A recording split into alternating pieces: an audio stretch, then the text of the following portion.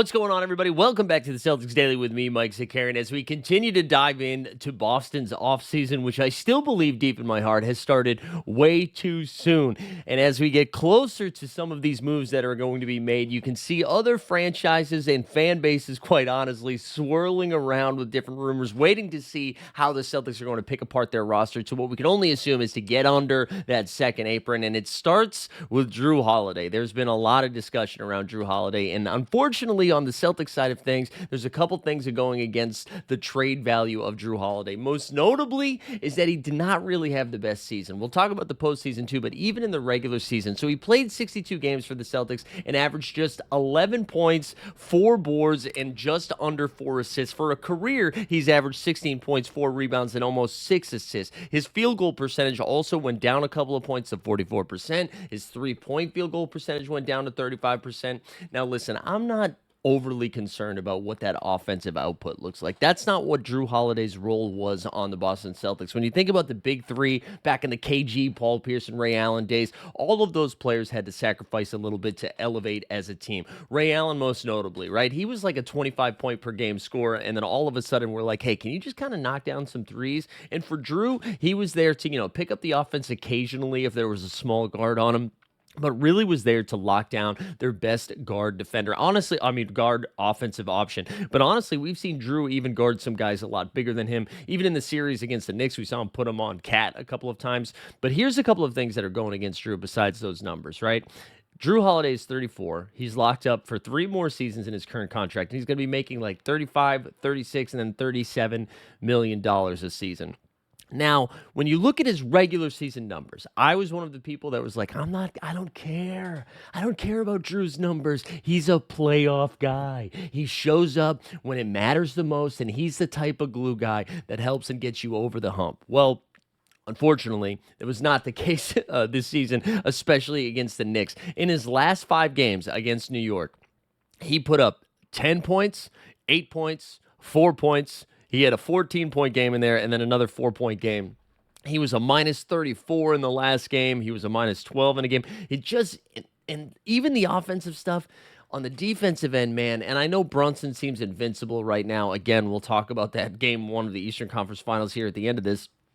But still, to just not be able to slow him down at all. So you combine all of that together, an aging guard who plays very physical, which doesn't always age the best, right? An aging guard in an era where it's really hard to pay multiple guys on your team because of the collective bargaining agreement and the second apron and all that stuff we talked about earlier this week.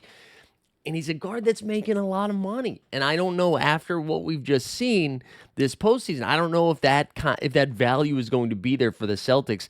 And the rumors that were going around was that Drew Holiday, the Celtics would have to attach another asset to actually have a team take on that Holiday contract, which would mean you're giving up another future pick just to save money, to cut costs, to get Drew on another team. Now, listen, I am not the one paying the bills. I am not a billionaire, clearly. Although, I don't know, maybe you think I look rich. I am not.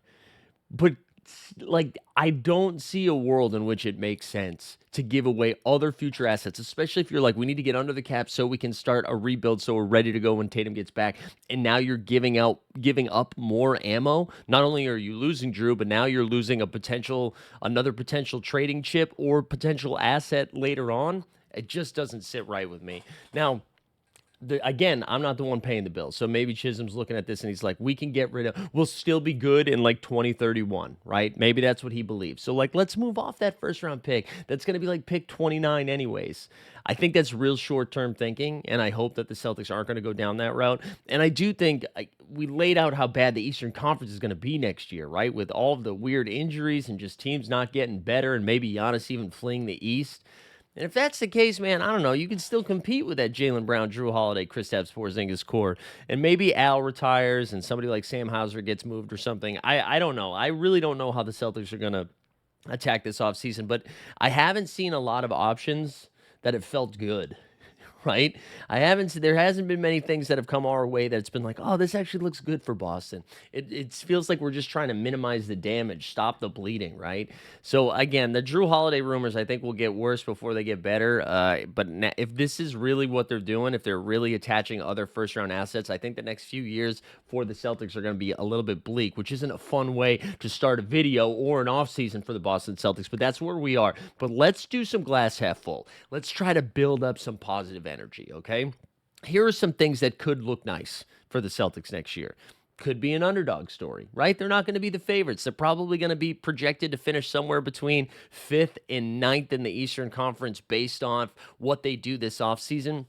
But that takes some of the pressure off. It allows some other people to jump into a higher role, right? One of the concerns we had 2 seasons ago was Peyton Pritchard. PP, who's been awesome, but was clearly ready for a larger role within an offense. And that's why he was involved. This is 2 seasons ago, mind you, in a bunch of trade rumors as we got closer to the deadline. And then he clearly filled into that 6-man role and then even blossomed even more this past season where he just shattered some bench records by the amount of 3-pointers that he was knocking down and then actually won 6-man of the year. So now when you remove Tatum from that equation, I know they don't play the same position, but the amount of offense that you're now taking off the floor, both in facilitation and in scoring, someone is going to need to jump into that space. Now, I'm not saying Peyton Pritchard is going to put up Jason Tatum numbers and average 27, 10, and 8 or anything like that. And I'm not saying he's going to start at the 4 or play that defense, but I do think you could see a fringe all-star season from Peyton Pritchard, because if he's going to move into the starting lineup, especially if there's no Drew Holiday, and now we saw a glimpse of this in round 2 against the Knicks, where they threw that 3-guard lineup out there. You might see a Derek White and a Peyton Pritchard backcourt with Jaylen Brown in there. So I do think there is some fun to be had with Peyton Pritchard, and maybe see the city rally around that guy and just kind of prop him up. And again, it would be a fun team to root for. And I made this parallel earlier, but maybe we kind of revert back to that Isaiah Thomas style of ball in the late 2017-ish, that range. Was it that long ago? Oh, God, we're old. We're old. But maybe we'll revert back to that ball, right? Where it's like underdog ball. You're not supposed to be there. It's a well-coached team, a well-executing team. And then you got a guy who looks like my size out there chucking, right? So I don't know. That could be some glass half full, all right? You can see Derek White take a larger role. And then this is a good opportunity for some of these bench guys that we haven't seen a lot. We had the G League MVP, J.D. Davison, who actually got a couple of minutes in the postseason. Maybe he's able to just test it out a little bit in the pros. Maybe he gets a little bit of run with the Celtics and we find something there. Baylor Shireman, who had moments in the regular season where he would get some run, maybe he gets an opportunity, especially if somebody like Sam Hauser, we get rid of one white guy, we have to replace him with another white guy.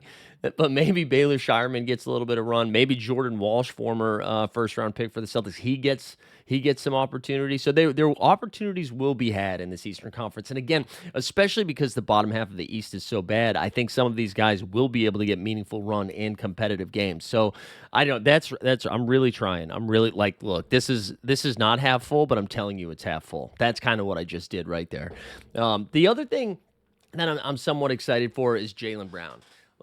There's the dialogue around JB has just been so brutal. And I don't know what it is about Boston. And actually, you're seeing something similar with the Indiana Pacers right now, which this is the 4th time I've teased them in this episode. People just don't like them. They just don't like the Pacers. I don't know if they think they're trolling, if they're just corny. I don't know what it is. And for some reason, people outside of Boston feel that way, even after they won the finals. When Tatum and JB finally took the monkey off of the back and got the finals, Jaylen Brown won the finals MVP. And instead of celebrating this team, the national dialogue was like, do you think Tatum's mad that Jaylen Brown won the finals MVP? That's what congrats on the finals MVP, but have you ever dribbled with your left hand? What are we doing? And so I think this would be a really good opportunity for Jaylen Brown, again, with lower expectations, to lift this team up, put him on its back. And I think we could see an all-NBA season from JB. I know he's made an all-star game many a times, but this could be a chance. And not only that, but not that he needs to get paid more, but all of a sudden you make an all-NBA team and the bags get bigger. They get heavier. I know nobody wants to hear that because the Celtics are already in there. But dude, this guy he's an NBA Finals MVP, an NBA champ, four-time All-Star, four-time All-NBA second team.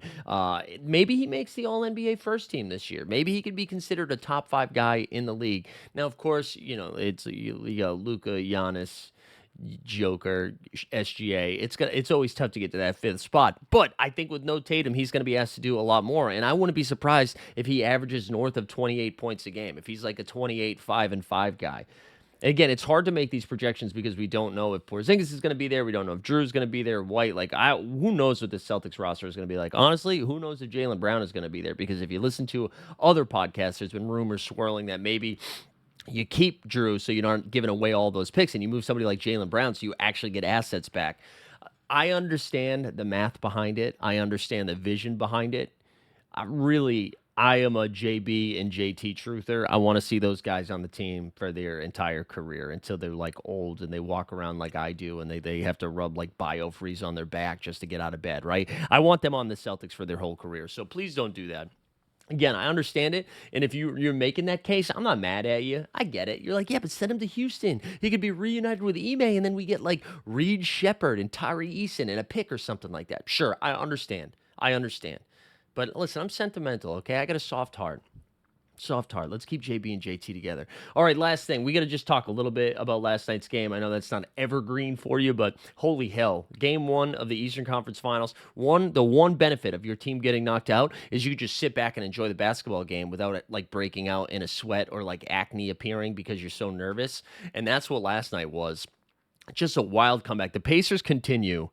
The Pacers continue to just go down bad and then go on a nutso run in the last 3 minutes of the game. And then what the Knicks did is they studied what the Boston Celtics did in the fourth quarters of games 1 and 2 in round 2. And they were like, what if we did that? Their offense went absolutely cold. They didn't defend a lick down the stretch. They missed a ton of clutch free throws. And then Halliburton hits this crazy step back, what looks to be three at the buzzer that hits the back rim, bounces up, touches the top of Madison Square Garden and the Billy Joel banners that they have hanging in the rafters, and then falls down right through the net. He puts up the choke sign as Reggie Miller's calling the game to shout out that 90 series between the Pacers and the Knicks. And then all of a sudden, it's like Kevin Durant playing for Brooklyn against the Milwaukee Bucks. Toes on the line. We go to overtime. Everybody's ready for them to be making fun of Halliburton for putting up the choke sign. And then the Pacers give it to the Knicks in OT. They get the W. They steal game one. Again, after being down 14 with like 2.5 minutes left to go, they are the first team in like 944 tries to be down 14 or more with 2:45 or less left in the game and to come back and win, which is crazy. It's just an insane team. So again, Celtics fans, I know it sucks that our team's not playing right now in the Eastern Conference Finals, but at least you could just sit back and enjoy that basketball game like I hope you did with this video. Appreciate you guys tuning in. Do me a favor. If it's your first time here, hey, thanks. Hit the subscribe button before you get out of here. And then just make sure you knock down that little notification bell so you know the next time we drop some more Celtics breaking news.